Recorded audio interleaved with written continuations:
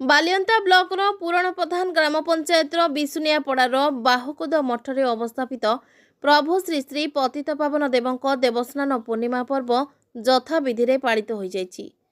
ଏଠାରେ କାହିଁକି ଏତେ କାଳରୁ ପ୍ରଭୁଙ୍କ ପୂଜା ଅର୍ଚ୍ଚନା ମଠ ମହନ୍ତଙ୍କ ଦ୍ୱାରା ପିଢ଼ି ଦର ପିଢ଼ି ହୋଇ ଆସୁଛି। ସମସ୍ତ ପର୍ବପର୍ବାଣୀ ଗୁଡ଼ିକ ପାଳନ ହୋଇ ଆସୁଛି। ଏଠାରେ ଅନେକ ଗୁଡ଼ିଏ ତାଳପତ୍ର ପୋଥି ଓ ତମ୍ବା ପତ୍ର ଲିଖନ ପୋଥି ମହଜୁଦ ହୋଇଥିଲା। କାଳକ୍ରମେ ଏହା କିଛି ନଷ୍ଟ ହୋଇଯାଇଛି। ଆଉ କିଛି ତନ୍ତ୍ର ସାଧକ ଏବଂ ଭାଗବତ ପୀଠକୁ ନେଇଯାଇଛନ୍ତି। ଆଜି ଦିନ ତମାମ ନାମ କୀର୍ତ୍ତନ କରି ପ୍ରଭୁଙ୍କ ପୂଜା ଅର୍ଚ୍ଚନା ଆରମ୍ଭ ହୋଇଥିଲା।